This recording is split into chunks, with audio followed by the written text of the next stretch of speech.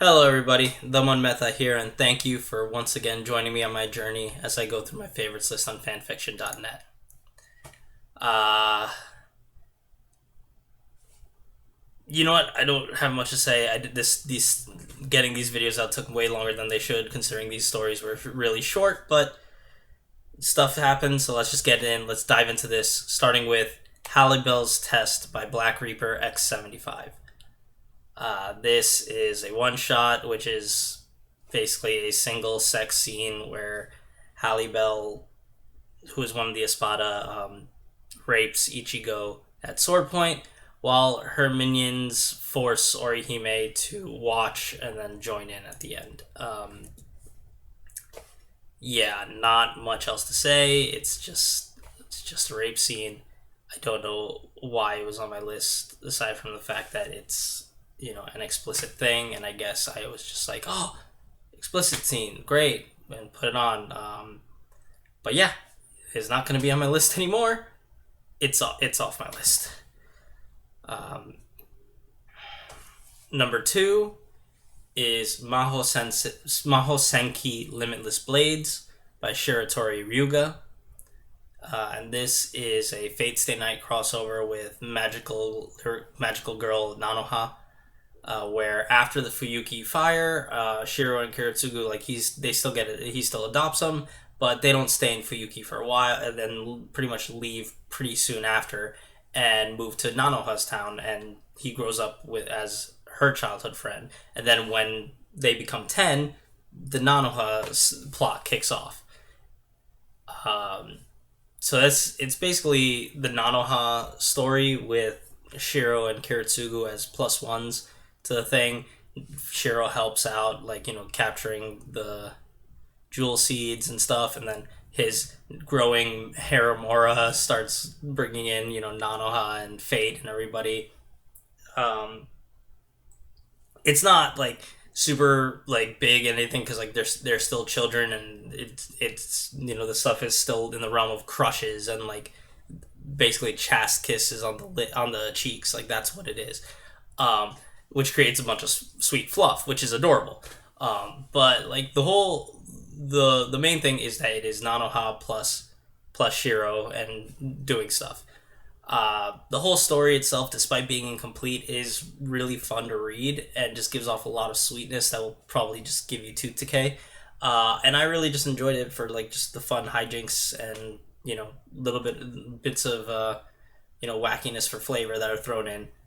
It's just an enjoyable read. It's gonna stay on my list.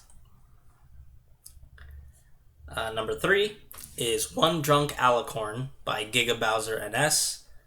Giga Bowser NS has done a couple other stories of My Little Pony that I've really enjoyed. This one is a one shot that involves Twilight and her friends trying to help wake up a drunken Princess Luna. And this is another one where I really don't know why this was on my list. But this one, I still don't know even after the reread, because there's nothing explicit or anything. It's just it's I think it's it's trying to give up the feel of, oh, we gotta hide the drunk person from the parents and everything, and that kind of shit, that kind of sitcom-esque plot. But it doesn't really. Honestly, there aren't even that many fun wackiness here, and the only thing that comes out of why the whole reason of why didn't they just tell Princess Celestia about this and just get help that way is because Twilight had a bad experience when she was a kid and got drunk one night and caused everybody to got sick, and so she felt bad, and so it's we must never do it again. And that's it's not really interesting. It's not really even that dramatic. It's just inoffensive. It's there. It's freaking this story is Mayo. It exists. It's okay, but it's not something I'll ever really think about again. And I would never have come back to it if it wasn't on my list and I wasn't rereading it for this video. So yeah, it's gonna fall off my list. Number four for this video is Kashimashi Naruto by Rack. And this is, as the title says, it's a crossover with Kashimashi and Rek. Kashimashi, not Rek, sorry, Kashimashi and Naruto. Kashimashi is an anime where like aliens show up on Earth and like run over a kid, and in order they fix him, but they turn him they build a body as the boy into a girl. Same thing happens here where Naruto gets splatted by aliens and rebuilt as a girl while, right before the Chunin exams, finals. And he deals with it, and so here's the thing, like, I love Rak. I love his work. I find him super enjoyable to read, and his stuff has a lot of humor. Is really my kind of humor. I love it a lot. This is one of his more subdued humor fics. Like, it's still styled as humor and stuff, but it doesn't have any big gut busting jokes or moments to really bring a huge amount of laughs. Really only gives a couple like smiles, really. It's not bad, but it's just less. It's a lesser work, I would feel, of his stuff, and it's just more. It leans more in the realm of just like, oh, Naruto does have people that will actually support him, and like a couple people do, and like Iruka in the sense of like, yeah, he's the over the top like protective big brother in this, and that's mildly amusing, but like in the end it's really just, yeah, there's people that care about him and people that don't give a shit, and it's like, okay, fine, it's good enough, but it's not really anything you need to read more than once, and it's definitely, I would consider, one of the lesser ones of Rack's stories, so this one's not going to stay on my list.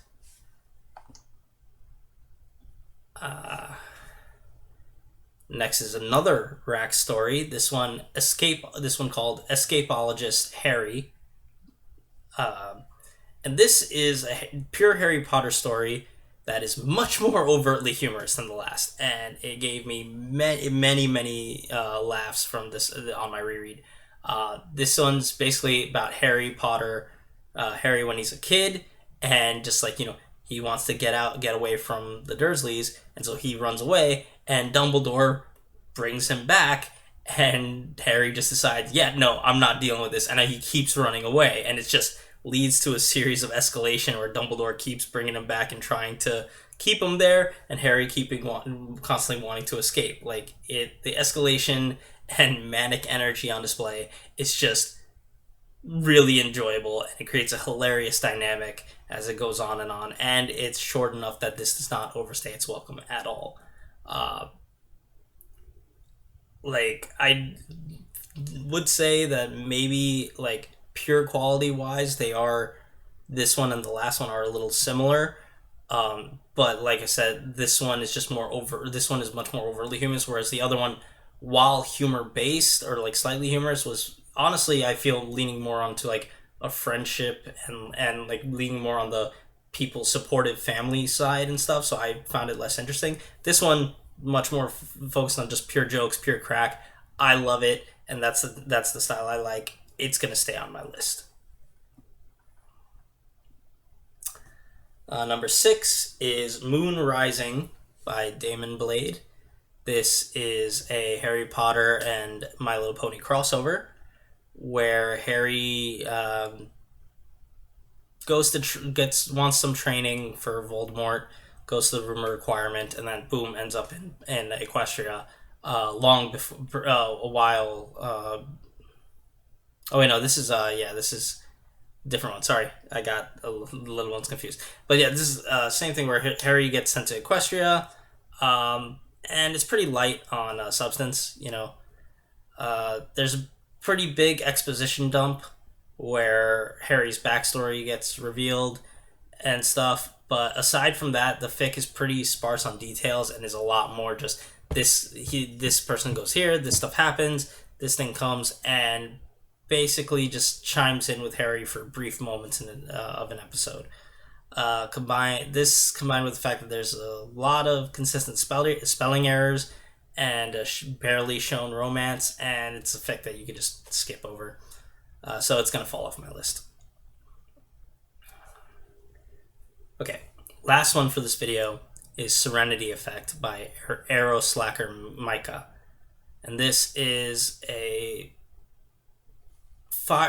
Mass Effect crossover with Firefly, the TV show, where instead of having like regular Commander Shepard, the Commander Shepard is Malcolm Shepard, the main brown character from Firefly, and his first mate Zoe and stuff. So they were in the Marines, and stuff happened. So like just before the Mass Effect 1 would happen, he gets like basically outed from the Marines due to corruption bullshit. And so now he has a new ship and starts becoming an outlaw that way a couple years before canon starts. And then it jumps to the start of Mass Effect 1, where he, because of some other stuff, quickly builds up his crew, same as the start of Firefly.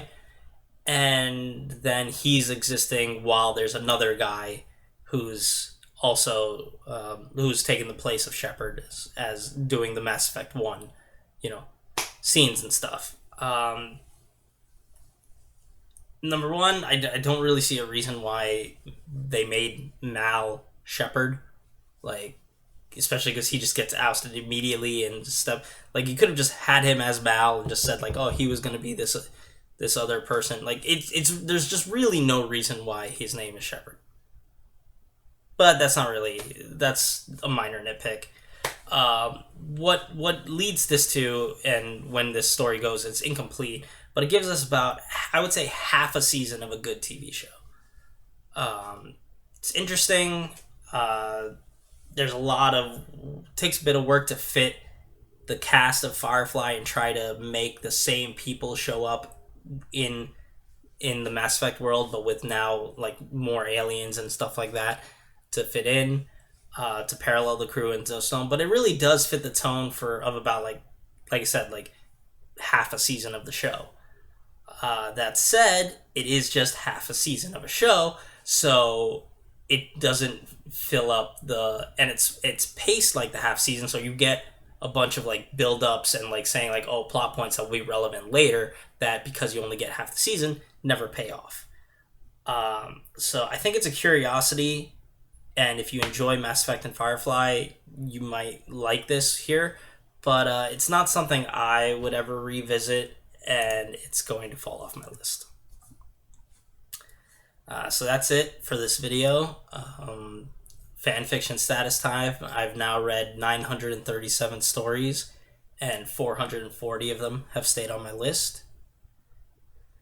So thank you for watching this video. If you did, leave a like if you liked what I'm doing, or you like these stories. Which stories links will be in the description.